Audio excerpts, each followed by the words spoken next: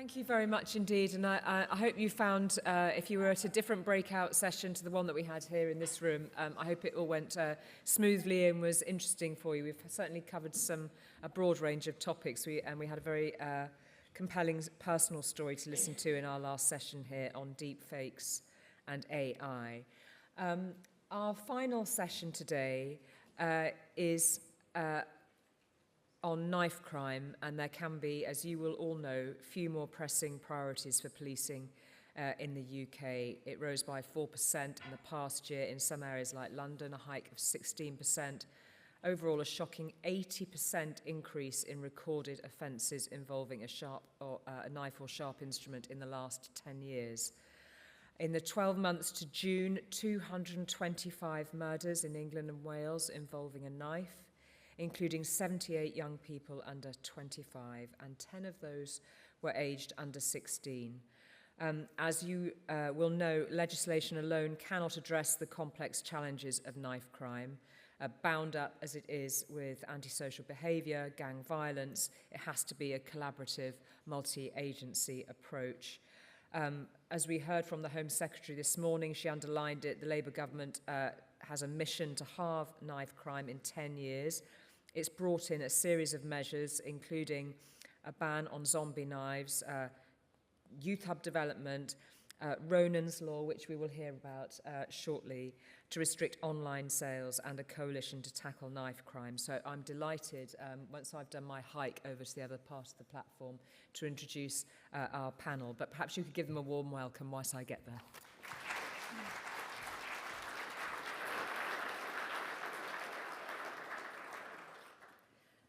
Thank you very much indeed, and whilst I just come and whiz and join you here, I do so knowing that we had a very deep personal story in our previous session, and we've got one for you too today. So alongside me here is Pooja Kanda, mother of Ronan Kanda, and Nikita, his sister. We've also got Farron Alex Paul, knife crime campaigner for Faz Amnesty, doing the most extraordinary work in communities, getting kids to hand in weapons anonymously, trying to reach out and have those difficult conversations, vital conversations. I'm also delighted to say that alongside Farron, we have Her Honour Judge Anuja Deer, KC, who works at the Old Bailey. This is what you see in your courtroom every day, the stories that we're going to hear. Anuja and I are old friends as well, and it's something that we've discussed many times before, so I'm delighted to see you here today. Anuja, thank you for your time when you're all so busy. Pooja, I should come to you really, because it's hard to know where to start when you've lost a child.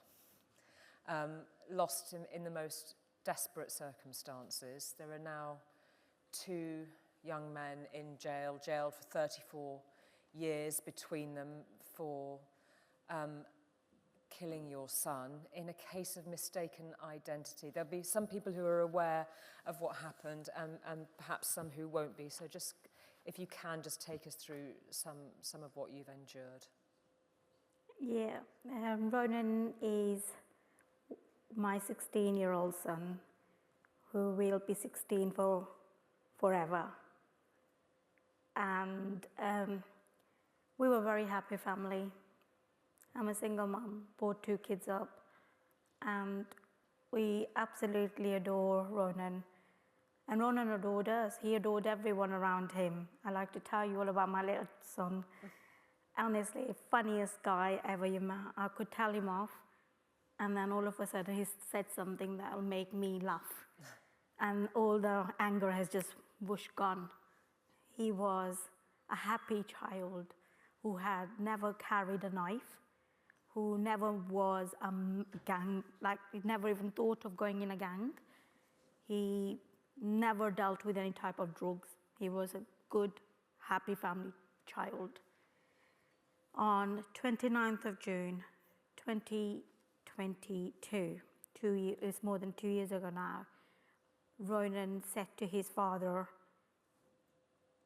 that I'm gonna go out for 5 minutes. Is that okay? I was not home. So The kid's father said, yeah, you can go for 5 minutes. Ronan popped out for 5 minutes to his friend's house, who was the intended target, because the murderer saw him outside, coming out of that house without looking at his face. They ran behind him. Ronan was only 2 doors away. He was walking, listening to his music. You could actually see on a CCTV that he's smiling while he's watching that video, or that little music, whatever he's doing on phone, he's smiling.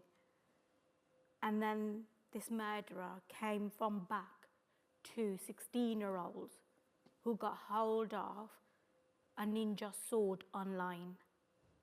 They collected it on that day without any problems. They came behind Ronan.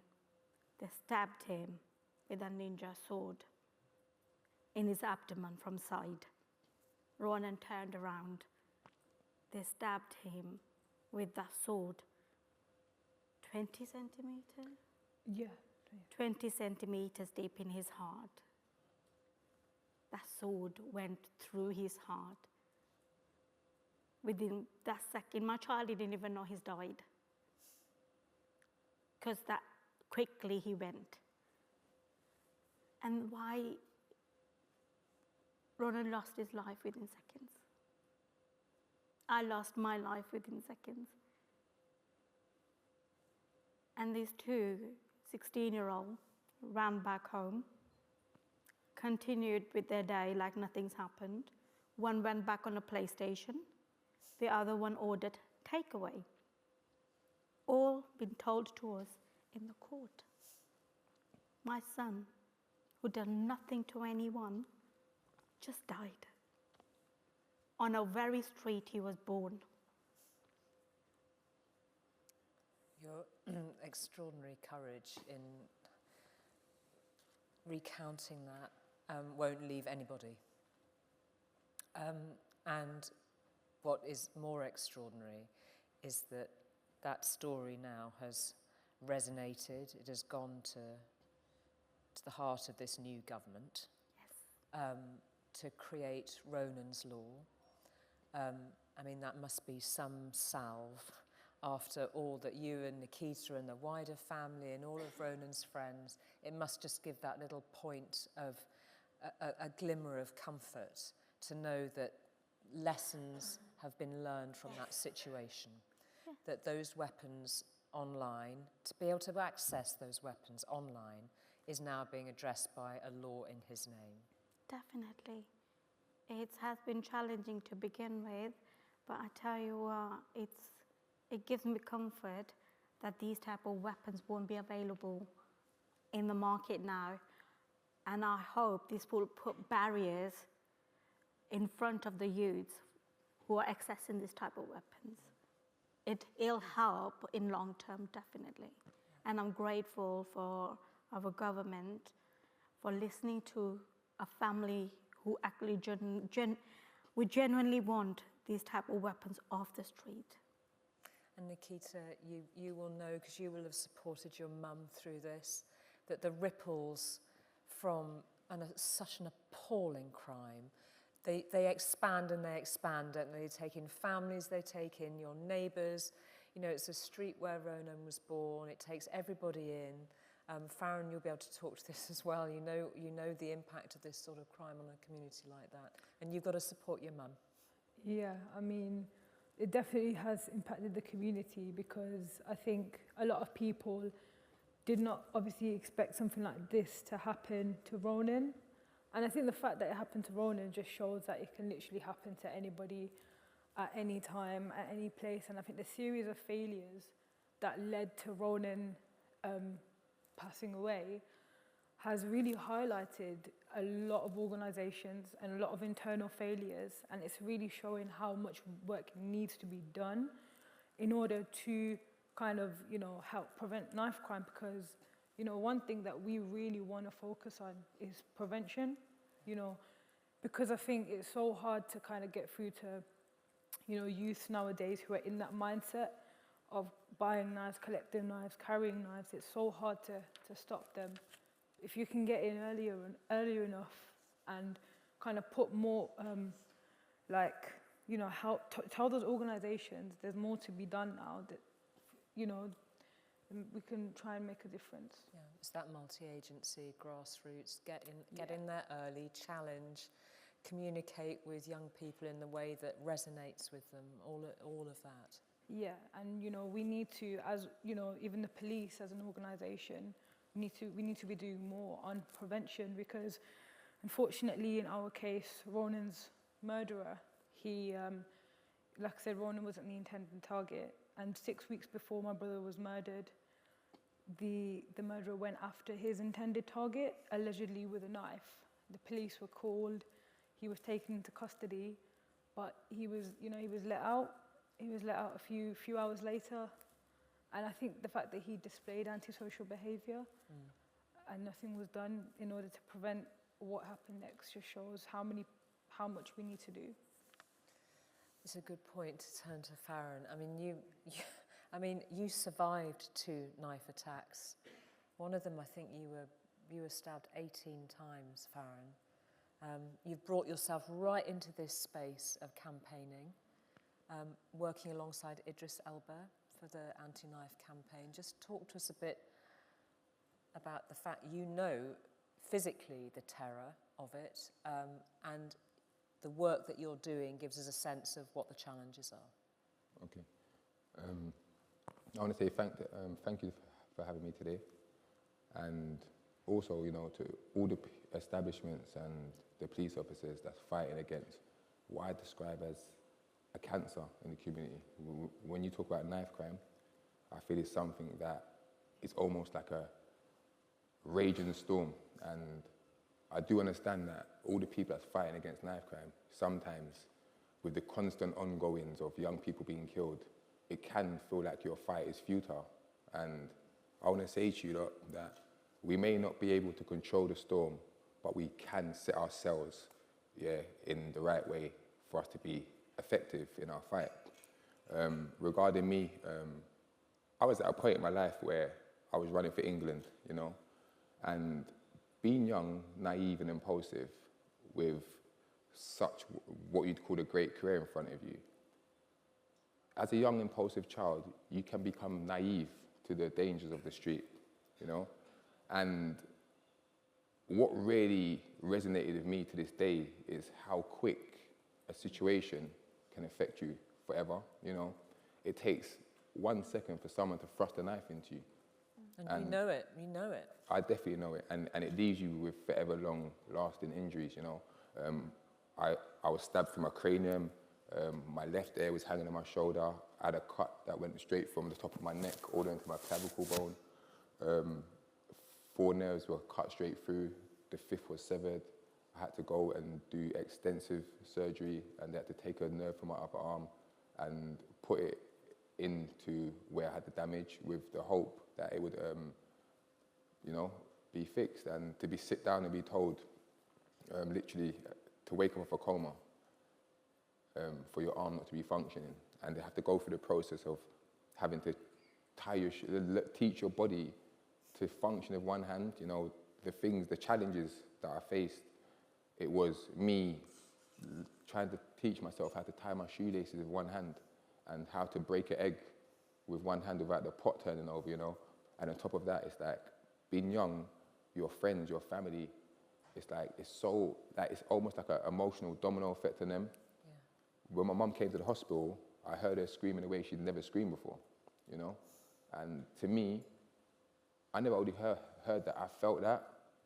And that's why when I see people like Ronan's mum, I've just got so much admiration for the strength they have.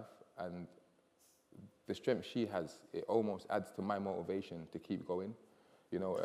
With Ronan's case in particular, it's something that really stood out to me because he had no affiliation with gang crime, And he was on the way back. I remember it all so vividly.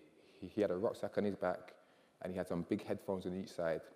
And what really, really, really stuck with me was the fact that he had his head down in his phone, just minding his own business. And he was playing his music, so he weren't even aware that people are approaching him.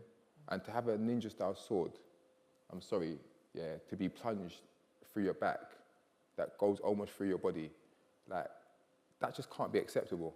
You know, like, we've got young children that's not affiliated, that's going to private schools, and it's not, no demographic background, age, or sex is differentiating the people that's getting hurt.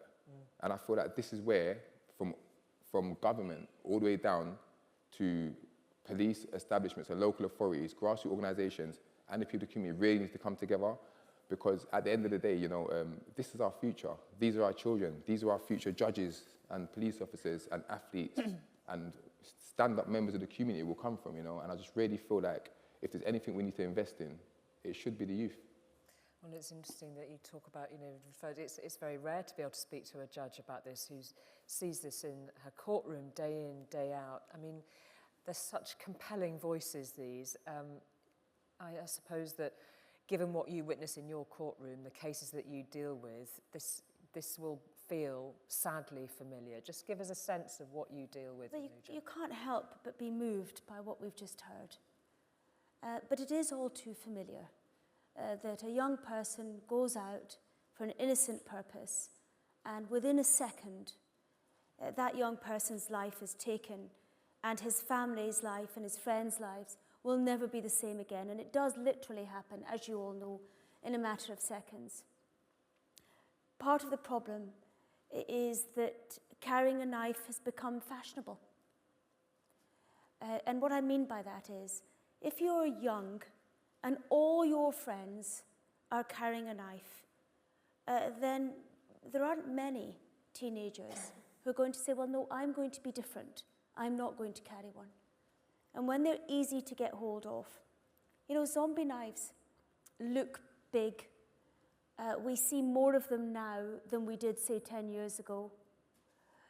But any knife can kill. Kitchen knives kill. Knives we all have in our own kitchens, really. The issue is that they're being carried far too often. And if you're carrying one, then it doesn't take much to just think, here it is, I can use it when I'm annoyed.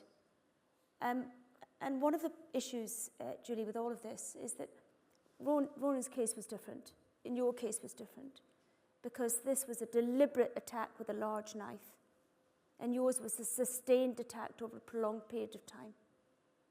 But often, it's a single stab wound to the leg that kills. So there isn't a safe place in the body in which a knife can go without there being a risk of death. So it's not just the people who set out to kill. It's also those who think they're just stabbing somebody, either by revenge or as a show of power. And in terms of the age profile over the last 10 years, that must be something that has struck you particularly, Anuja. We have younger and younger defendants coming into our courtrooms. There were always young people carrying knives, but now it's even more common. 14, 15-year-olds. And there is some work being done at the Old Bailey. It's one of those projects that you might not assume would happen actually at the court itself, but in the Old Bailey, which, you know, clearly tries the worst of crimes, there is some work being done there to actually connect very closely with young people at risk, which you all are doing, and it's happening in that courtroom too. No, that's absolutely right. Because of the cases we do, the Old Bailey really is a designated murder court. We have, with the City of London, been able to set up knife crime events, and they're entitled No Knives, Better Lives. And Fiona Adler, who's an employee of the city, gets together a whole group of people who've been excluded from mainstream school and therefore are at risk of being persuaded to join a gang. And she gets them all in, and then we set up an evening for them. And it starts normally with a pathologist or a trauma surgeon who shows them images that have been taken from people who've been victims of knife crime, highlighting the fact that no place in the body is safe. After that, we had, in the latest one, which I was involved in, we had the mother of a young male who was sent to prison for life for murder. We had the mother of a person who lost her child to knife crime, explaining how the police came and knocked on her door and what happened to her life thereafter, changed forever. And then we have a person who's actually been in prison, convicted of manslaughter, spent 9 years in prison. And he explains the size of the cell, the number of hours that you're in the cell, what happens to your life as a result of being in prison. And then at the end of all of that, there are opportunities for those children to have some work experience. And Fiona will speak to them all afterwards and say, look, what is it you're really interested in? Some say theatre, some say hairdressing, some say building, and she will get work experience for them. And the aim is to try and see a different way of living.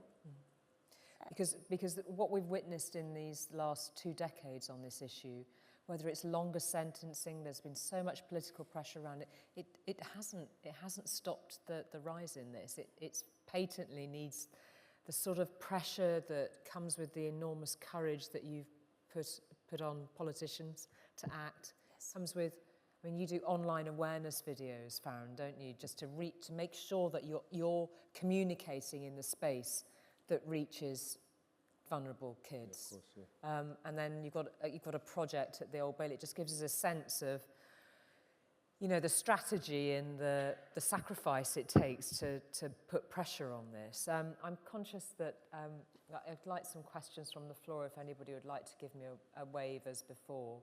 I think these stories are so compelling. I think most of us are just sort of sitting and listening. But we've got a couple of minutes if anybody would like to ask anything. Give me a wave. I mean, we can't sort of let up on this space, can we, Pooja? I mean, just listening to Farron and listening to Anuja, what are your thoughts? I think this has been going on for years, and it's the years of damage that is coming. It's been recognized not now, and the work is getting done now, that the law is coming. The law will bring the barrier, that's how I say it, that people would reach the online sales. But there is so much work needed, like what Farron's doing, what yourself doing, the work that they're all doing. It's not just my work, that is like a community has got together to fight them. And that will take time, I believe, but it will worth it. It will worth. Everyone's working, especially when the police put their ideas into betterment of the children, of the youth, how to actually work with the youth yourself. That's when it will work much better, because we can all work in our, I can help, I can fight the laws. But what happens when another Ronan, when another intended target comes to the police, and then police misses that? What happens then? Yeah. You send me another complaint letter saying, we did right. When I made a complaint, I was told, we did right. No, you did not. My child died, so you did not do right. You failed. And you got to recognize that. Because if you don't, unfortunately, it will keep happening. Yeah. And that's why we need to learn from everything that goes wrong. I'm not saying that I'm blaming you. We've got to learn. Yeah. We've had a question from, well, it's a comment and a thank you actually from Susie, just thanking you, well, you and Nikita for sharing Roman's story. Thank you. So sorry for your loss, and thank you for the work that you're doing to tackle the issue of knife crime. I think we've got a question, Gemma, I've got this unique alert system with Gemma texting me. It's very sophisticated. I think there's a question at the back of the room. If you could just kindly introduce yourself. Thank you. Frank Mullane. Well, actually, it was the same as just been said. I just want to acknowledge the fantastic citizenship that you've all shown. I mean, earlier we heard at the beginning about that policing is the community and community is policing, and policing is done with consent of the public. I just want to acknowledge the absolutely fantastic citizenship that I've just heard, and good luck to you for the future. Thank you. Thank you very much for that. And, you know, I just thought, there's another, I think Emily, who's chair of the APCC, is going to ask a question. It's interesting, we've talked about so much high-tech stuff today and trying to look about future policing, and actually, once again, what we're hearing is what matters is that human, personal contact, the fact that you're able to share this story, the work that you've done, Farah and Anuja, the work that goes on at the Old Bailey. Emily? Yes, absolutely. So Emily Sporrell, I'm the chair of the APCC. I mean, just to say that, I think as you say, we spent a lot of time today talking about big global challenges and technology and data and all these big things that we've got on the horizon. But I think it's just a really good session for us to end on today, because it's a good reminder as to why we do what we do, what we're trying to do, and to ultimately make streets safer so that families don't have to go through what you have gone through. So, you know, it's really important that we hear these stories and remind us as to why we're doing what we're doing. So just to say thank you. I was just going to add as well, what's the one thing, what would you like us to take away from this today? What do you want us to go away with and think, that's what we've got to do tomorrow morning? How are we going to fix this problem? Okay, thank you. And we might wrap with that, actually. So I'm going to come, I want to finish on Nikita and Pooja, but I'll come to Anuja with that first. What do people need to take away from this session, Anuja? That it's a problem that can't be solved just by the police alone. It does need the community to be active. It does mean that we have to have a relationship with the police force where information can be shared. And the police, if they were to do one thing better, I would say perhaps if you can just make sure that when information is received by a force, that it's shared. So everyone knows who's at risk of being involved in knife crime or being the perpetrators or the victims, really.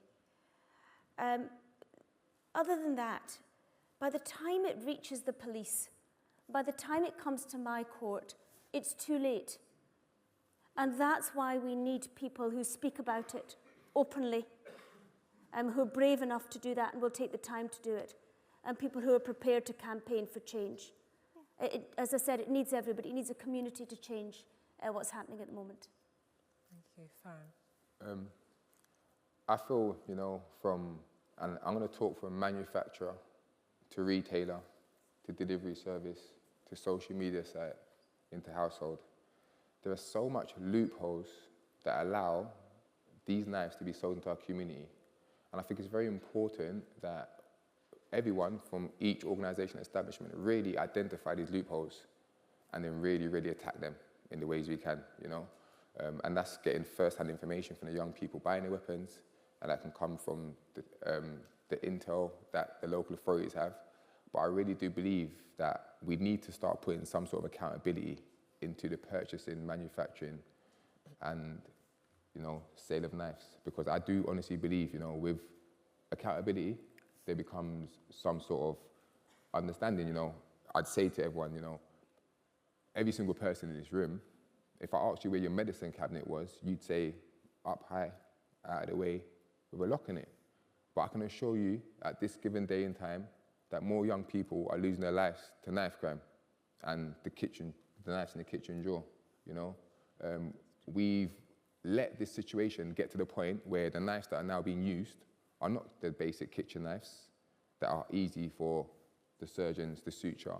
We're dealing with vicious, obnoxious knives with double points, over 8 inches long, with serrated edges.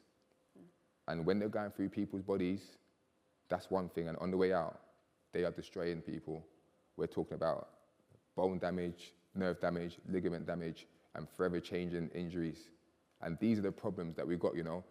We should not be in a position in 2024 sitting down in one of the most upright countries in the world, you know, and still not be able to prevent weapons being plunged into our younger people's bodies in the community. So if you really just strip away all the politics and legislations, there's murderers that are children that's going out to kill other innocent children.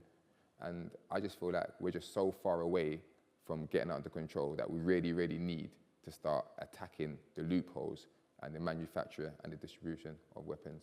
And I'd like to say that at the same time, being a part of the government coalition is quite refreshing to see the steps being taken. You know, the last government that is in for quite a long time.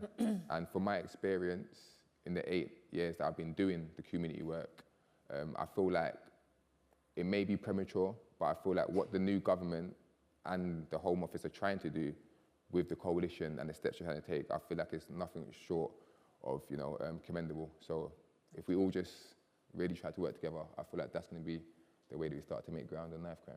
Thank you. And I'll just let you two give us the final. You couldn't give us a stronger call to action from simply sharing what you've been through. But who wants to take it on? I will say Nikita. Nikita. I'll give her this one. It's down to you, Nikita. To be honest, so I was just thinking about the question that, you know, that lady asked, and if you really want to kind of take away something from our story and, you know, what these guys are saying as well, I just feel like someone said to me the other day that, you know, there's not a lot of like passion in the justice system, and just kind of, you know, the grassroots multi-agencies, you know, where these things kind of stem from. And I just feel like there needs to be more passion from people when it comes to just knife crime as well, because I just feel like there were so many areas which more could have been done to stop my brother's murder, but because, you know, of rules and regulations and being able to kind of do the bare minimum, that was what was done. And I just feel like if we kind of just look at the problem that we're facing, you know, 16-year-olds getting sentenced for murder, and, you know, most recently in our town, Wolverhampton, there was 2 12-year-olds sentenced for murder, and I can't understand how and why, because, you know, we were in a classroom of year 5s the other day, and I was just looking at these guys thinking, I really hope they go on to do some amazing stuff and they don't really chuck their lives away, and I hope none of them do get murdered, because when you step out on the street now, you don't know who's carrying a knife, and I just really hope that people in positions of power can really do more to prevent what's out there, because prevention is so key right now. Yeah. I mean, that's all I have to say if you want to say something. No, it's a perfect answer. It's a perfect answer. It's a perfect answer. Nikita summoned it. Yeah, and the fact that you were in a classroom as well, you just sort of mentioned that as part of your work. I mean, what more crucial spot to take yourselves and you know, at least, you know, honour your beautiful boy in doing that. So thank you on behalf of everybody for all of your doing, and Farron and another thing I think is really important as well is not only local authorities and establishments, but there's some people in the private sector, and they actually do help a lot. And like, for instance, you know, I'm about to roll out patrols around the North London area, and in order to make everyone be safe and competent in that, you know, it takes resources. And I just want to shout out to Axon. You know, they've actually supported me.